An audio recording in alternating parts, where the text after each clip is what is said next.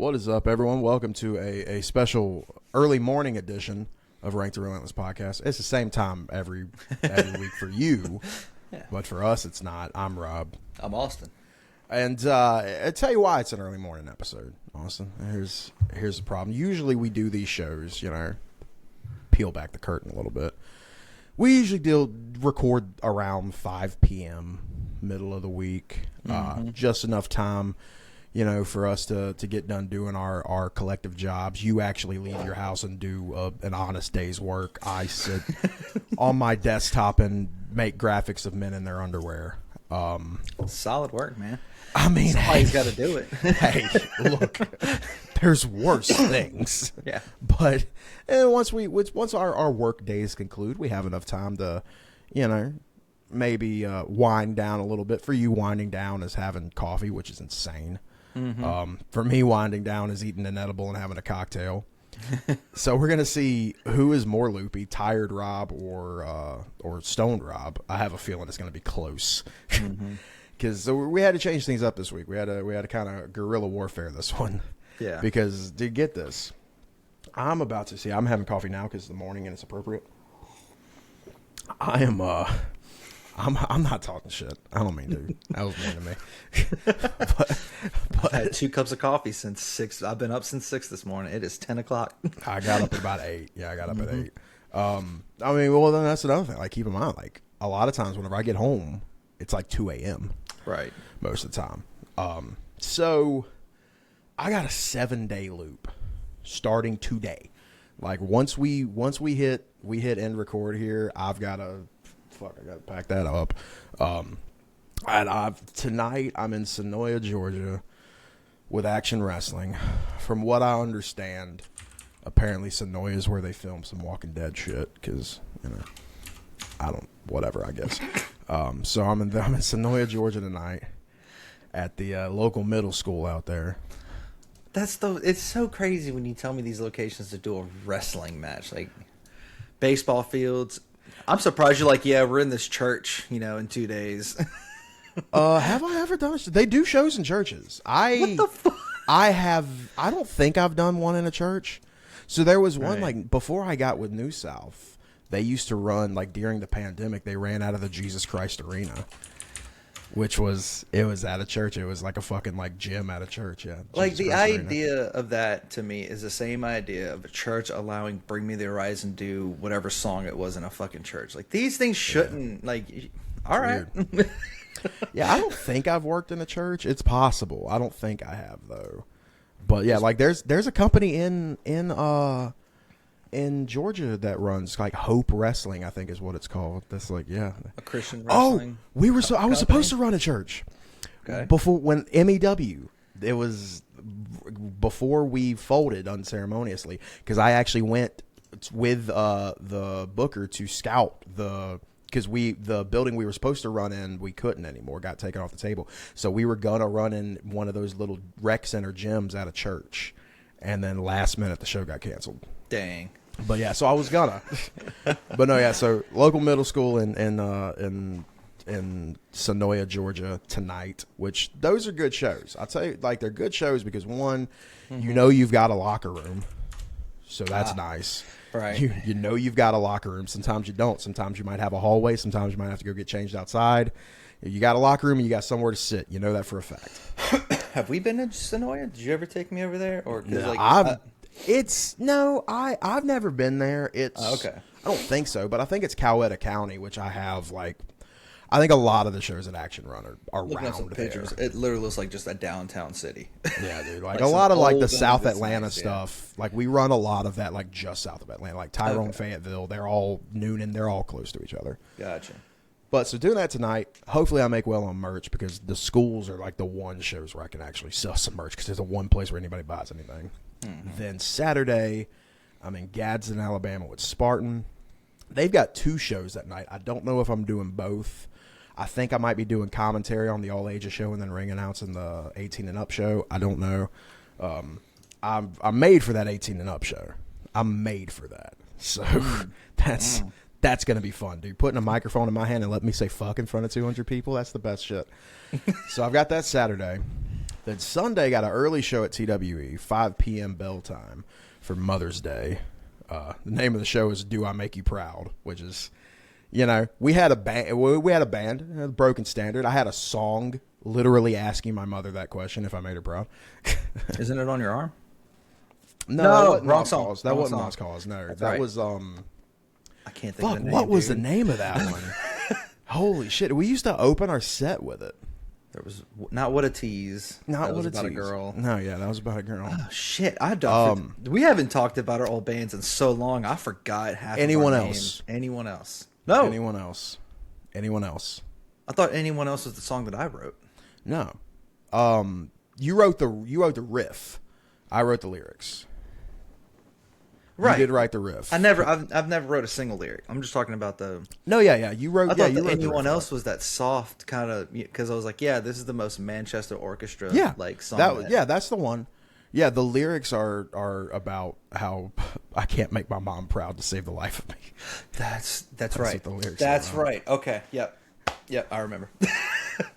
Yeah, like what do I have to prove? This looks not good for me, and I know it's not for you. Like it's Yeah. Damn. Yeah. Good shit. Yeah. So anyway, Friday, Sonoya, Georgia. Saturday, Gadsden, Alabama. Sunday, Chattanooga, Tennessee. Monday, Atlanta, Georgia. Back with action. That's at a bar. Those are fun. There goes my envelope from all 3 previous shows by Moscow Mules. Then Tuesday, back in Gadsden with Spartan for the Academy Showdown. And then Wednesday and Thursday, he talked about shows at baseball fields. We'll be at the Trash Panda Stadium in Huntsville, Alabama, doing fair shows on Wednesday and Thursday. Fucking, I just love that name. Fucking Trash Panda. Yeah, Trash Pandas. The AA team. I think they're the affiliates for the Angels or some shit. Okay. Yeah. So yeah, I got a big fat fucking busy ass week. Oh yeah, I'm moving in a couple of weeks. That too. No pressure. Still got to get all this shit down. Yeah. But future podcasts will be fun. Yeah. If the hope, I'll find out this weekend if everything's going to work out the way that I think it will. Okay. I'm confident.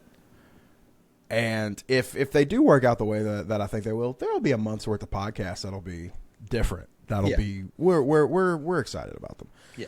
But enough on that now, because we should probably talk about what we're talking about this week. Oh, we're on a podcast? Oh. I hit record 8 minutes ago, pal. But we're talking about The Damned Things, which I'm very pumped on. This is one that's been in the bowl for a minute. Since the beginning. Yeah, the first set we put in there. I love this band. Mostly because it's very mysterious. They're a super group that kind of formed out of nowhere. They played together for a couple of years, put out this album, and then went away for several years. And then out of nowhere came back, put out another album, and then disappeared again. Like Thieves in the Night. Yeah, there's only 2-3 albums? 2. 2? Dang. If I don't know if they have this one on vinyl. If they do, I need to find it. But I have their latest album on vinyl back there, and it's fire. It's on this limited edition Bone vinyl that there was only I think 2,000 pressings of it. I love that collector's edition shit. I thought I knew a couple of these songs. No, I know one song from the second album then. So this is all very new to me. So I'll tell you how I found these guys. Shout out Fuse TV. I don't think you still exist. Maybe you do, but Fuse TV. I haven't heard that in forever. Dude. So I want to say, I'm not 100%. So the reason I saw them is because Fuse TV would have these little music talk shows and shit where there would be live performances. I want to say it was on Mark Hoppus's show. Mark Hoppus had a show on Fuse. I can't remember the name of it, but I watched it almost religiously. I fucking loved it because Mark Hoppus he's fun. Let me see if I can actually find Mark Hoppus. Fuse. I looked it up. Fuse TV still does exist, except they rebranded, so they no longer have the music focused channel that they were. Now they just do short films, original series, and documentaries and stuff like that. Which that sucks. Yeah. So Mark Hoppus had, I think he had a couple of shows. The one that I'm thinking of is A Different Spin with Mark Hoppus. and Okay. they would have live performances. I want to say yes. Okay. Yeah, there it is. So this was how I found the Damn Things, because the Damn Things came on A Different Spin with Mark Hoppus and performed Friday night. And I'm looking, I'm watching. I think they interviewed them, and I'm watching, and I'm just like, two of those guys are in Fall Out Boy. Two of those guys are in Every Time I Die. And the other two of those guys are in Anthrax. What? And then they get on stage to play Friday night, and they all come together with these very different backgrounds and all play this just blues-inspired hard rock that just, the kind of music I love to write is very much just a gateway to my heart. Yeah. And I hear Friday night for the first time. It was them playing it live, and I was just like, "This fucking rules! Where are these guys? What is happening right now?" Yeah. And then I became hooked. They were all over Fuse TV for a while on a couple of different shows. The music video for the big lead single off this album, We've Got a Situation, was very fun. Was directed by Brendan Small, the guy behind Metalocalypse. So phenomenal fucking guitarist, dude. Oh, dude, he's so killer. Good. Oh, he's so good, dude. But he directed the video for We've Got a Situation, and it's wild. It's fun. Love it. And it's just, I had always known, Fall Out Boy had something special in a lot of those songs. Like, whenever you think about, like Sugar We're Going Down, for example, is a song that I've begun to appreciate even more after playing it on stage, like doing those emo night shows. Like, I've played guitar to that song on stage, and I've sang it on stage. It's such a fucking well-written song. Like, it is written perfectly for the setting of a live concert. And a lot of Fall Out Boy songs have that kind of love in them. At this time, when this band first came around, Fall Out Boy was starting to divert. I think this was around the time that they first had broke up, actually, because this was 2009. So, because they broke up after 2008. So, during that hiatus, like, Foy Les Deux, while it still had some of the cool blues shit, they were starting to divert a little bit. Mm-hmm. And when they came back with Save Rock and Roll, they were bullshit. Yeah. You can't even call the album Save Rock and Roll. You did Save Shit, first of all, and I don't know what the fuck I'm listening to. Yeah, I don't know what I'm listening to, but it's not rock and roll. Yeah. But yeah, so like they go on hiatus. I think Anthrax goes on hiatus, and then that leads to Scott Ian and Joe Troman meeting each other. And they're like, hey, let's write music together. And they wind up inviting some of their old bandmates to come and do this band with them. And it's crazy, like, looking at this lineup. So it starts with Joe and Scott, who are both guitar players of their respective bands. Yeah. They wind up bringing in Keith Buckley from Every Time I Die. They bring in, Scott calls up Rob Caggiano, who was at the time the lead guitarist for Anthrax. He wound up eventually leaving Anthrax and joining Volbeat, and I believe still with Volbeat today. Mm-hmm. Then they... Fucking Volbeat, bro. I know, right? Then fucking Danish people. Joe was like, all right, let me get Andy from Fall Out Boy. Yeah. So it's like, yeah, get the only other person from Fall Out Boy who could actually fit the mix here, for sure. And this album was really how I was like, okay, so half of Fall Out Boy is really good at really good at playing music. Like, Patrick's a phenomenal singer. He's an unbelievable singer. Pete. Yeah. Joe and Andy are so fucking good at writing instrumentals. Like, there's stuff on this album that I'm like, dude, you never hear this on a Fall Out Boy. Like, Andy's hitting double bass and shit. Well, yeah, and that's one thing I do love about it. Like, yeah, Fall Out Boy, they have their like niche, they have their gimmicks, and like they stay in their in their lane. I'm gonna respectfully say it, but I love when you have somebody like when you listen to Andy and Fall Out Boy, he's not doing really anything extravagant. He's got some good fills. He's got some good ghost notes. He adds his little accents. You could definitely tell, like, yeah, we know that's Andy. You can hear it. Then you listen to this band, it's like, who's the drummer?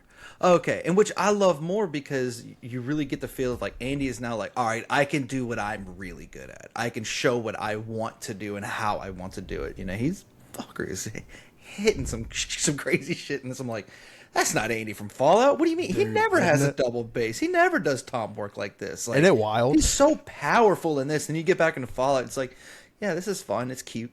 Then you go to Damn Things, like, nah, this is it. Dude, and what's the craziest part to me on this album is that you've got multiple songs where the guitarist from Fall Out Boy and the guitarist from Anthrax are doing dueling solos. Dude. Right. Isn't that just an insane sentence? That's another thing. You think of Joe, like, you're all right, yeah, like, they got some good chord progressions and some fun rhythms and riffs and Fall Out Boy, and they're like, nah, this ain't shit. Let me tell you how I can actually play. It's like, okay, another great, I guess, little comparison. It's like, listen to Linkin Park. Listen to those riffs. Watch, I always forget the lead guitarist's name. Watch him sit in a studio and just riff. Brad, yeah. Watch him just play a guitar, just to play a guitar. Holy shit, dude. Dude is phenomenal. And then you listen to Linkin Park, I'm like, man, they really dumb you down a little bit. Like, you're not really allowed to express yourself the way that you just did by playing the cardboard guitar that was made. They brought to him, and he started riffing on. I'm like, that thing was sick. You're not this guitarist from Linkin Park. What? Do this in the band, Nope. Yeah. Mike Shinoda can't follow it, so I understand, Yeah, that's the problem. Wherever your rhythm guy's Mike, right. You kind of got to do what you got to do. Mr. Barcode Central. But like when you look at like Meteora, which I think would probably be their most guitar centric album, like even when you look at that, like a song like fucking I Feel Like an Asshole Right Now. What's the song that we all love so goddamn much off of that fucking Lying From You? Lying From You. Thank you. How was I? It's too early to be doing this podcast. Lying From You, like, it's a sick guitar riff. He's not doing anything crazy. Right. The most intricate I've ever seen him, and like, I've played every Linkin Park song on guitar. Like, my wife has actually sat in here and watched me tune 4 of those guitars, and I put on Live from Texas, and I had my stands, and I literally swapped guitars as if I'm up there and playing, and just like, what is wrong with you? Said, I know all of these songs. From the inside, he's actually holding and tapping in the intros. He's actually hitting harmonics, but that's the grand of him. Like, come on, bro, do better. Do what they're doing, the damn thing. Show me what you can do. Yes, your band's good, but these guys, they prove, like, no, we're fucking musicians. Yeah, like we're not just stuck in what we're known for. Like, this, like, is, when you look look I at love that. When you look at like Fall Out Boy's most recent shit to this, For They Do, like the big single off of that, I Don't Care, has blues inspirations to it. Like, all of these bands are all rooted in the blues, so it makes sense that there's a lot of blues centric riffs on this album. Like, and that song's rooted in the blues, but like, it's this very simple da da da da da da da da da da, and then you get here and like they're all just fucking. They're just like, let's just see what we can fucking do. Oh yeah. And it's wild. If blues, hair metal was recorded, and now the damn things, dude. And it's fun watching them play live. So first of all, like, Rob, when he joined, it says on here that Rob was playing bass whenever he first joined. I swear to God, I remember seeing Scotty Ian playing bass on some of those earlier live videos. But they eventually brought in Josh Newton to play bass, who was also from Every Time I Die. So Keith brought him in. This wound up getting Josh multiple jobs after this band when they broke up, because whenever the damn things broke up, Fall Out Boy hired Josh as a technician. Like, he came in, he was a guitar tech for Joe for a while, and then he became the bass tech for Pete. So, like, he got work out of this. So good for him. Josh has played with a whole bunch of bands. He played with From Autumn to Ashes back in the day. Like, he's played with a whole bunch of bands. Like, and he's a good hand, as we would say in professional wrestling. Right. So when he comes in, you're like, all right, you don't need 3 guitars. And it's interesting because a lot of the times, like, you'll have 2 people kind of playing the same rhythm, and then you'll have the lead behind it. The 2 people playing the same rhythm, I would argue, is worth it, because, like, when you listen to the guitar tracks on this album, they sound fat. And it's because there's multiple people doing it at the same time. This is one of those, I would say, whoever, I don't know much about this, of course, but whoever did the recording and producing fucking nailed it. Like, the sounds, because I know a lot of bands who have 3 guitarists and like, oh, it's just overly done. No, they did so well with their producing on this album. Like, you can actually hear every individual part. You can hear all the harmonies. It was 2 of the guitar players. Makes sense. It was Joe and Rob. They were the ones that produced the album. Makes sense. Yeah. It was well done. You know, because especially from a band of 2010, you're like, oh yeah, you know, how's the recording gonna sound? You know, how does it still hold up, dude? Perfect. Perfect. Yeah, the album Perfectly was done. self-produced by Caggiano and Troman and was released through Mercury Records. Yeah, Mm-hmm. like they did a fucking killer job with this when they recorded it in Chicago, Illinois, Metrosonic Studios. Yeah, dude, like it sounds so good. And like the fun thing for me, like being a little bit of a Guitar Gearhead, watching the live videos. So you've got Rob, who I think for the most part plays Schecters, and then you've got Scott next to him playing his Jacksons. So it's like that makes sense. Those are heavy. And then on the other side of the stage, Joe's playing a little fucking Telecaster. Like it's so funny. It's so, and like when you listen to this, like you're hearing 3 distinct different guitar tones when you're listening to this fucking album, and I love that. I just clicked on Rob just to see, like, because sometimes it'll tell you, like, who his endorsements are and stuff like that. Mm-hmm. You telling me this guy is most notably for producing Cradle of Filth? Oh, really? Yeah. What? Okay, so not with Volbeat anymore. Was with them 2013 to 2023. Anthrax from 01 to 05 and 2007 to 2013. Damn. Like, he wasn't, I don't think he was in the band. I think he just produced it. Produced them. Yeah. Which yeah, is that's wild. What a wild. Yeah.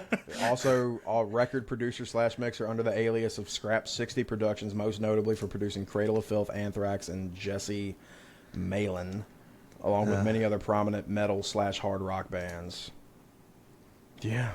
Damn. Crazy. I guess that explains why this one sounded so good in the studio, because he knew what the fuck he was doing. Yeah. If you can make Cradle of Filth sound good, yeah, you're a hell of a producer. Yeah. But yeah, like I'm looking at his guitar right here. That's an ESP. Okay, yeah, he played ESPs. Which looks close enough to a Schecter. Yeah. There's a Jackson right here in this picture. So yeah, so that, I mean, those are all in the same family though. But then yeah, seeing Joe with a Fender Telecaster is funny. Mm-hmm. It's in a band like this, you know. Yeah. Now he's not playing a single coil Tele. He's playing them with he's playing like the, I don't know if it's a Tele Deluxe or whatever, but he's got humbuckers in them. Okay. But you hear it though. You hear it in, like, when you hear the dueling solos, those are 2 completely different sonic resonances going on in your fucking head.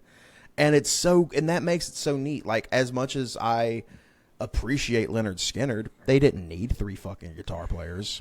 I think this band, it worked. But, you know, there's not much else about the band. They put this album out. It does well. I mean, it reviewed very well. Absolute Punk gave it a 92 out of 100.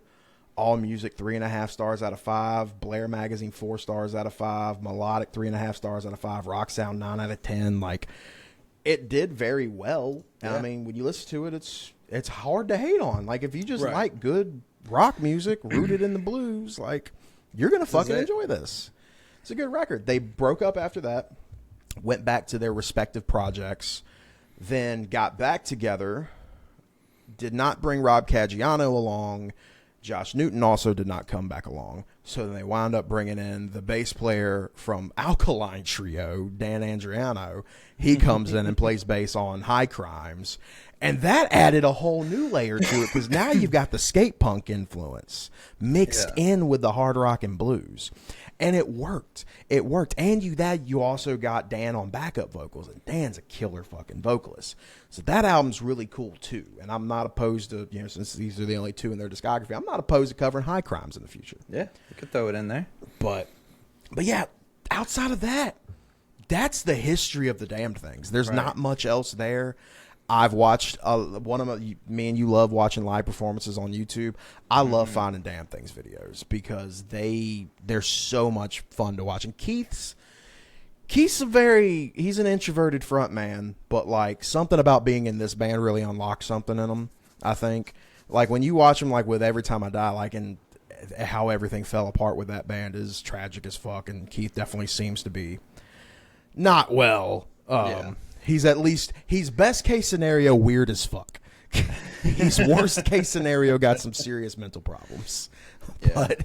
But with this band, like it was like, when you think about that, You think about kind of where everything went with Every Time I Die. You think about Anthrax and the validity of their constant lineup changes and everything. And you think about Fall Out Boy, where when this band came around, they were just kind of becoming not what they always had been. They were kind of becoming a sellout, if we're being completely honest. This was a band. This band was an opportunity for these guys all let their hair down. Yeah. And you feel it. You feel it when you listen to this. And it's especially when you know who they are. Because that was I didn't really know who they were until like I listened to it, last night and this morning. I kind of did a little bit of research. I'm like, I know you said Fall Out Boy, a couple bands, but fuck is Andy doing here? Dude. Like, fucking damn. Yeah, so let's go ahead and get into it then. Like, this is going to be one of those, I'm just going to tell you right now, we have our dishonorable mention segment. It's nothing dishonorable to mention here, but, I have one that scored lower, I guess. Same. Let's go ahead and do that. I'll give you mine. And I know the one that I have is definitely on your list. I will 100% say that. Okay. Well, the one, my dishonorable with a 3.7. Actually, you know what? I want to make sure I do this because I didn't add up what this one got altogether. So okay. I want to do that right now. I imagine yours does it by itself. So what did this album get for you? 3.9. 3.9. I feel like mine's probably just above that. I'm about to get that rating right now. Yeah, bro, I need to make you an Excel sheet that I put in the band, I put in all the songs, and it has a rank that I put in, and it just automatically calculates for me. I know how to do that, but I just don't. Why? It got a 4.2. Nice. Okay. I just, I need to remind myself that I can do simple math sometimes. Like, I don't like simple math, so I just got Excel to do it for me. I'd rather code. I get it. I got a 4.2. My dishonorable mention with a 3.7 is the Blues having the blues. Really? Once again, I do not hate this in any way, shape, or form. I love the addition of the slide guitar that you hear throughout this. But outside of that, this song is a lot of what you've already been listening to. Mm-hmm. And the only real marks against it is that it's at the end of the album. So you've kind of, if you're sitting through this and you're going through the whole fucking thing, once you get to the last couple of songs, it's a lot of them all start full band. There's not a lot of songs that deviate from that, just full band coming in immediately, straight into the main riff. A lot of the settings are very similar. The distortions are the same throughout. Like, they're not fucking with the formula very much as far as that goes. So by the time you get to here, you're just like, yeah, I've just heard a lot of this. None of it's bad.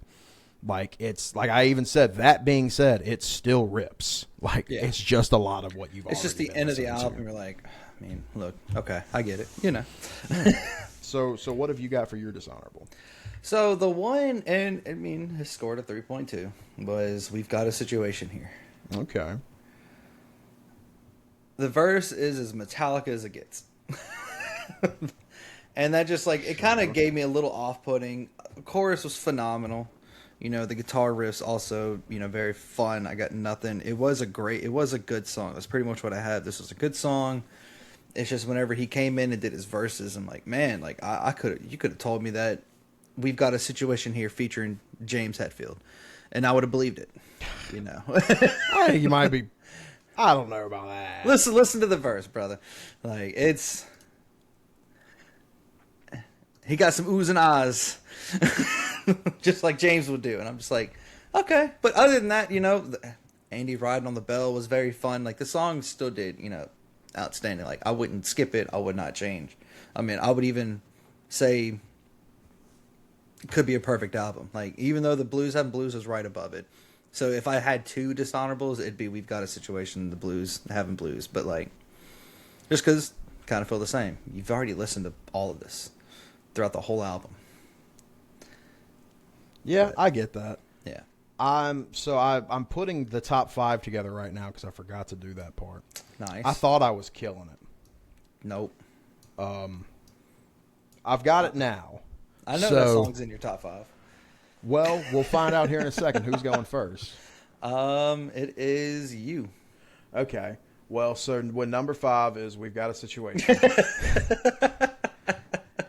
It's a great song. It really is. It's just the verse. I was just like, all right, I think a lot of it is, I love that music video, and I highly recommend you watch it. I probably feel different, I have not seen any videos. It's very like superhero comic book inspired. It's funny as fuck, dude. It's fucking hilarious. Brendan does a fantastic job directing it.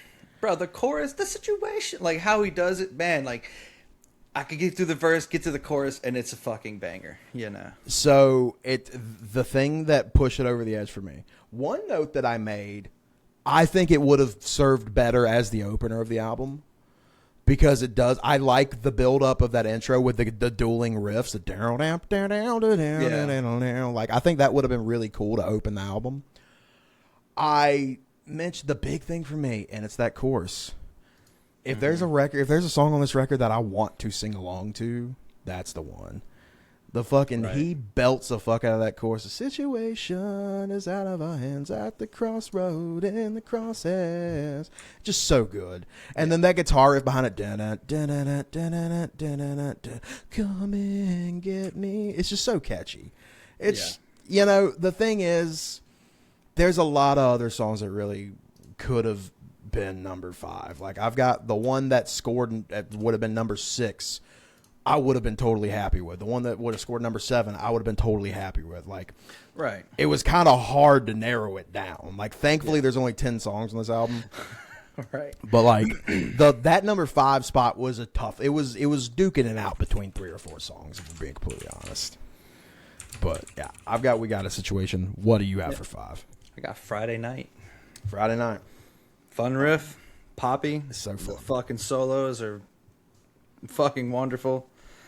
Friday Night makes me feel like I need to be in some convertible car blaring this and just fucking going 90 miles down the road, just enjoying myself, like that's just. If you look for a rhyme or a reason, your head will spin.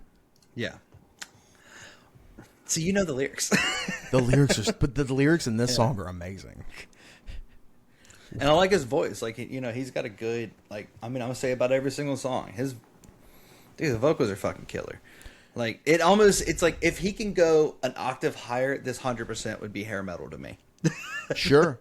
And what's interesting is, like, whenever you listen to his vocals from Every Time I Die, it's a lot more like whenever you listen to songs like Ironiclast, where it's a lot more scream, yell emphasized. That's a lot of his stuff in Every Time I Die. There is singing, but it's not like bluesy like this. Like, you can tell that the inspiration's there. But and when his you listen to this his one, yells are fucking phenomenal. They're really good. With this, everybody's doing their role perfectly meshed together. Like, it's crazy, all 3 of these different bands coming together, and like, wow, y'all couldn't have picked anyone better. What's funny is, from like a lot of fans' perspective, he was the wild card coming into this band. Like, nobody was just like, I wonder how Joe Troman and Andy Hurley are going to fucking play with this band. Nobody was asking that question. Everybody was like, I wonder how Keith Buckley's going to fit into this. Right. Perfectly. And one of the amazingly.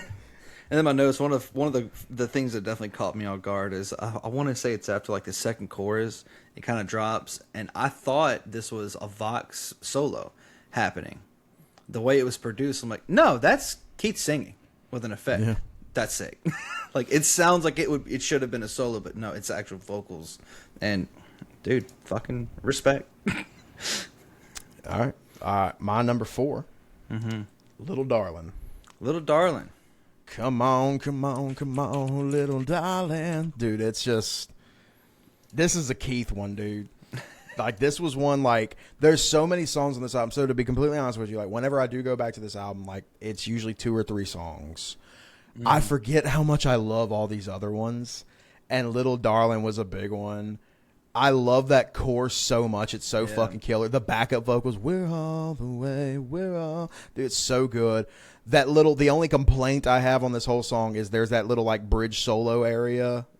I just wish it was longer. It's like, it was sick. It ruled ass, but it was so short. The chorus just kills. The groove of the entire song just kills. Everybody executes to perfection. Little Darling kicks ass. Right. What do you have for number 4? Dude, Grave Robber. Grave Robber. Okay. Fucking hit it, bro. Like that. What an intro. Just. I had a feeling this back half would do well for you, because those are a lot of the heavier ones. Sort of. Yeah. I mean, sort of. No, like Grave. Yeah, it was heavy. It was coming in, but like just the way that they just started immediately, it hits that groove throughout the whole song. There's not a single part I'm like, all right, I'm kind of done with it. No, I'm just sitting here like I'm bobbing. I'm like, God damn, like they're fucking. Come on, Andy, get it.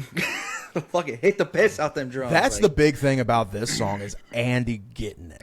Yeah, Andy gets the fuck out like, of it. He's a big musker guy, and I can tell he's putting some dents in that drums.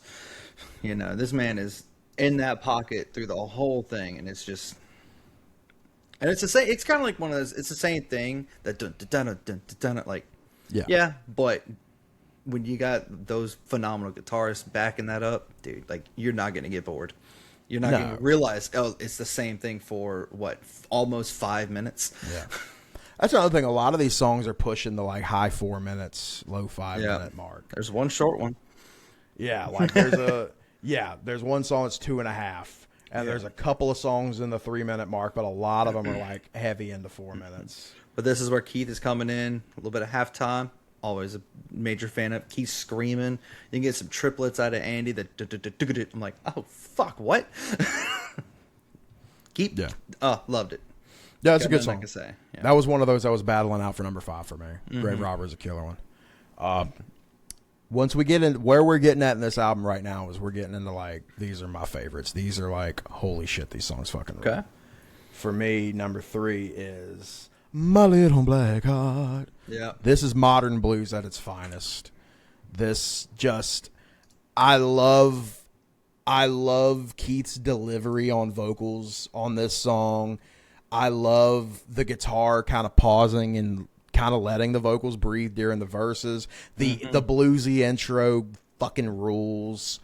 This one just, it's one of those that like, I don't even know how to describe it. This song just rules ass.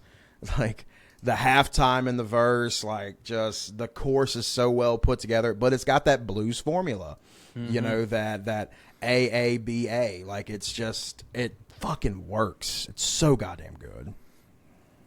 Couldn't agree more. What have you got for 3? Bad Blood. Okay. Bad Blood. Bad Blood's a fire one. Dude. The halftime with the finger tapping, that was sick as shit. You know, that was sick. I actually really liked the lyrics in this one. They did this weird, like, it's almost like snapping into a double clap into whatever. I thought that was very well done. I don't know this for sure because I was thinking a lot about that while I was thinking about like what the fuck is that?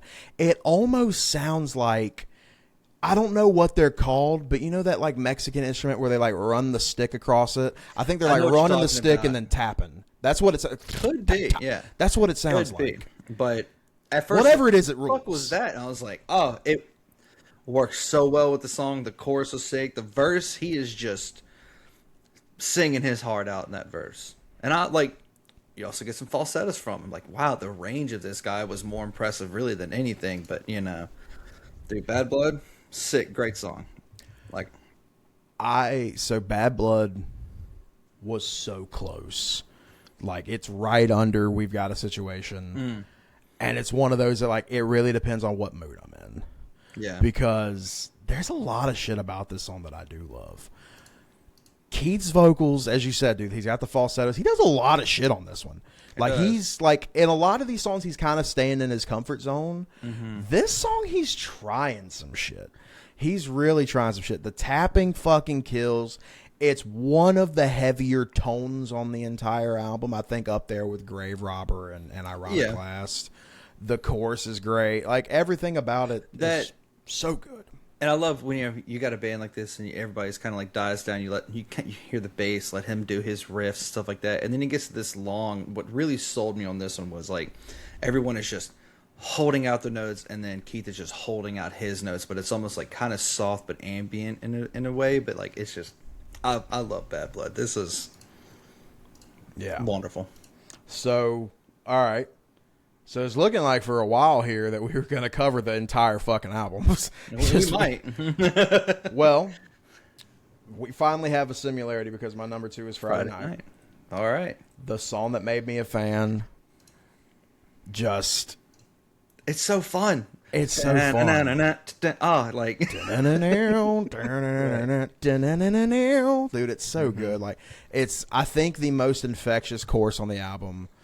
All I want is another good time. So the lyrics on this song are perfect. The lyric writing is so goddamn good. The line that I specifically point out when I was writing, because I could have wrote down just the whole fucking song here, because all the lyrics kill. The end of that the end of the first verse. But where I end up is where I'll rest my bones, dude. Like, just finding neat, cool ways to say shit. Like, right. And if you look for a rhyme or a reason, dude, it's just he's so comfortable. He's so in the pocket on this one. I think this is Keith at showing what he does best at its best. And then everything on this song just comes together perfect. I've heard Friday Night more than every other song on this album. It's what made me a fan of this band, and long live Fuse TV. Yeah. What do you got for 2? Dude, Blackheart. Yep. Blackheart. We're good. All right, so we got a couple. Dude, this one, like you said, there was a lot of shit going on. It felt like an adventure. Like, it wasn't just A to B. You know, there was definitely a lot of different parts. One thing that got me really the most is that intro. They're not starting at, like, you got, your normal bar. When you actually listen to how the song starts, it's half of what they played in the next bar. It's the last half, and it just kind of throws you off, and then it and the like. I feel like you should have started with that. I fucking loved it. Blackheart, the twanging guitars in a song like this was kind of just like, that's the most cool thing ever. That telly really shines. Yeah, on this it one. does. And it's just like everything flowed so well throughout this whole song. Like, everything was just, like you said, it's amazing. Definitely. Now I love these songs.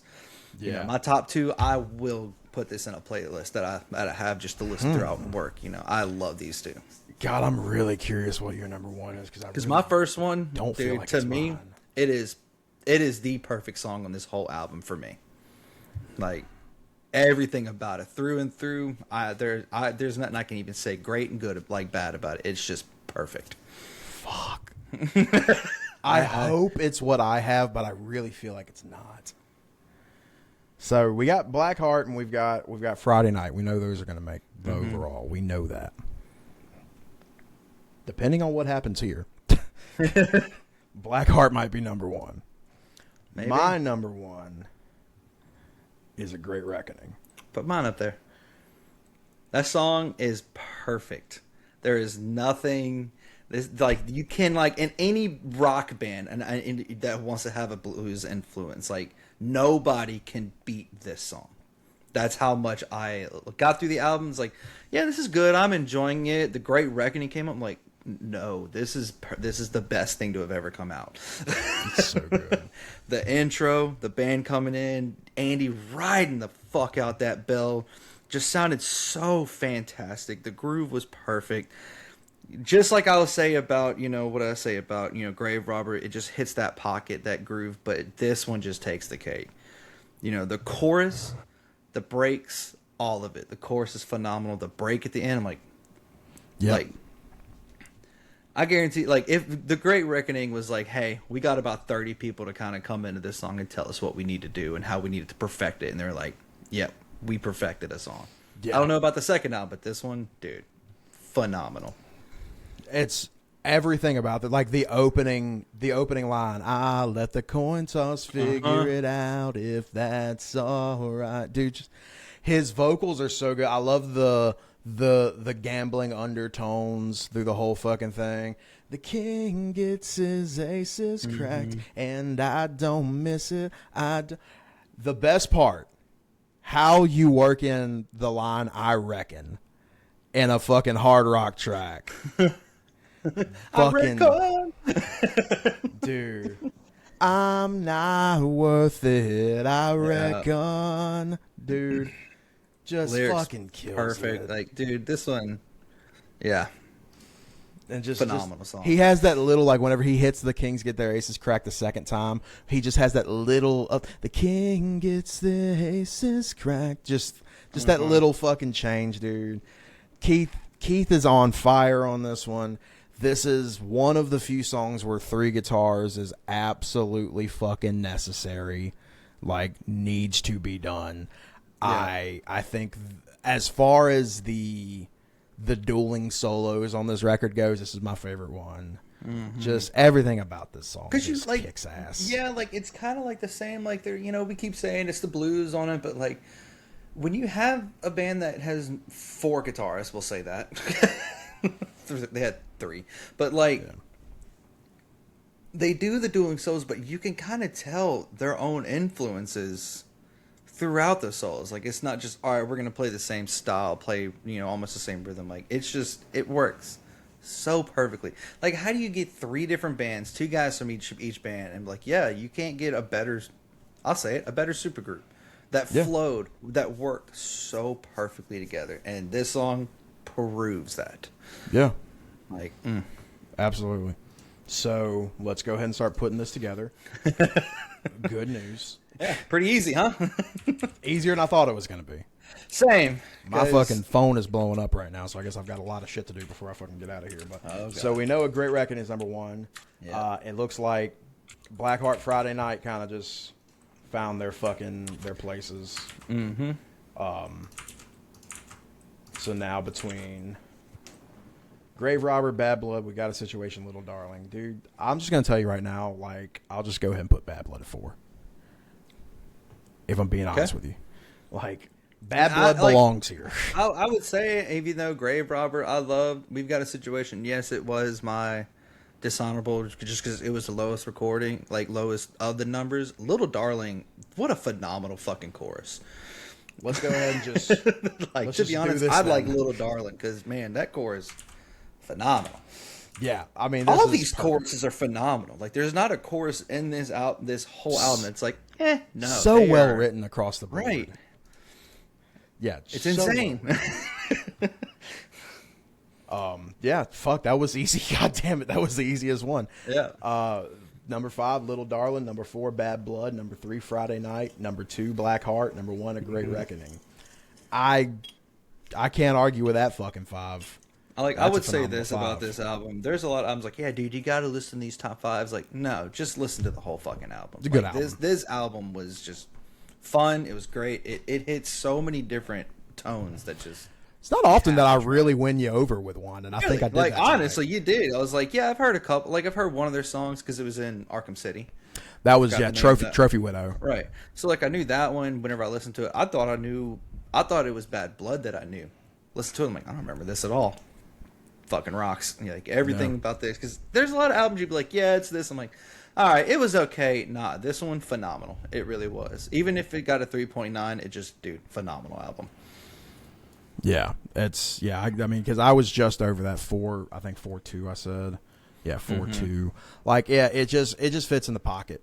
It just really just fits in the pocket, man. It's just enjoyable. Sometimes these are, I'd rather listen to this than a fucking, a Perfect 5 album, you know what I mean? Like, sometimes, like, I know that this is going to have something for me. Right. So let's hit the bowl. All right. It's probably going to be like, for us, I mean, like, the show's not going to, nobody watching is going to be able to tell, but for us, I guess we're probably not going to record for like another week and a half. But, yeah, right. But we got plenty of time to research then. So what are we getting out of the bowl? So the first one I pulled is Black Label Society Mafia. So we've had I was about to say this. Too many of these albums have had red cover art on them. I've noticed that. True. This POD fucking. This one doesn't have anything. Oh, I think it does. This one might. Well, if it's a good enough album, I'll figure it out. Mudvayne, Lost and Found. Lost and Found does not have any red. I thought that one. No, that's the brown one. That's the one with Lost. Then okay. Then yeah, I'll do Lost and Found. Let's do Lost and Found. I fucking we love haven't that done album. a Mudvayne. Yeah. No, I love that. I forgot Mudvayne was in this. Hell yeah. Yeah, I did too. We'll pull Hinder one of these days, and I'm just gonna be fucking mad about it, but I'll do it. Yeah, yeah. Today we got a really good one, so that was nice. The next one's gonna be good because Mudvayne. That's a really fucking good album. Yeah. I mean, let's go ahead and say this. I think probably my favorite Mudvayne album. What about you? That's a tough one because whatever the one, dude, it might be the end of all things to come. Falling asleep or whatever it's called. Falling. That's on this one. That's on Lost and Found. Fall into sleep. I'm sorry. That is probably one of my favorite songs of all time. But when it comes to an album, because you got Not Falling, Silenced, Mercy, Severity, Trapped in the Wake of a Dream, bruh. Like World So Cold, which we can listen to that one, enough. Watching him struggle to do that one live is kind of tough. Like listening to an album, I like the end of all things to come, but when it comes to like my favorite songs, it is on Lost and Found. Yeah. Like unpopular opinion, I really enjoy I think the album's called New Game, the second to last one that they put out. I really enjoy that album. The last album, the self-titled, they don't even like that one. Like nobody should like that album. Dude, when I saw them playing with Zombie a few years ago, there were fans in the crowd. They were like, dude, I hope they play Scream tonight. And I wanted to be like, shut the fuck up, dude. Nobody hopes they play that shit. Right. Like, nobody wants to fucking hear that, dude. And I already know my order. I'm looking at the songs for Lost and Found. Like, that's the thing. Like, the end of all things to come, I can listen to that album. But I already have, like, my top 5 in Lost and Found are the only 5 I listen to. Like, I know the rest of the album, but my top 5 is these songs. And I got one I'm actually working on the cover for right now. I've recorded myself twice doing it, but I keep messing up the second chorus. I've been trying to record just to throw on. End of All Things to Come is a pretty long one, too, isn't it? It's got, I want to say, 13 songs? Something tells me 17. I don't know if I'm wrong or... Could be. Yeah. Yeah, something tells me there's a whole bunch of songs there because Lost and Found I think is like 11. Right, Lost and Found's a little bit shorter. 13. 13 at the end of all things to come. Yeah, it wasn't that bad. Now, Lost and Found I think is only 11. Yeah, I think it's 11. Yeah. No, that's the New Game. I'm sorry, I clicked on the New Game. Wrong album. 12. Okay, so there's not as much of a discrepancy as I thought. For whatever reason, I thought End of All Things to Come was a much longer album. I don't know why. Well, there's the deluxe edition where they actually like changed a couple things, and I want to say that one was almost 17. Yeah, maybe that's what 17 it was. fucking songs. Yeah, because they had the live versions, and so it brought it to 17. Okay, so that's the one I was thinking of. Okay. All right, well, regardless, we'll be back next week with Lost and Found by Mudvayne. That's going to be fire. Really look forward to that. I got to get the fuck out of here. I got to hit the road. Have fun. I got a 3-hour drive. So, God damn. Yep. Have fun with that. All right. 7-day loop starts now. Yes, sir. Thanks for tuning in. We hope that you enjoyed hearing us talk about the damn things Ironiclast as much as we enjoyed talking about it. Hell of a good album. You should check it out. Until next time, I'm Rob. I'm Austin. Thanks for hanging out.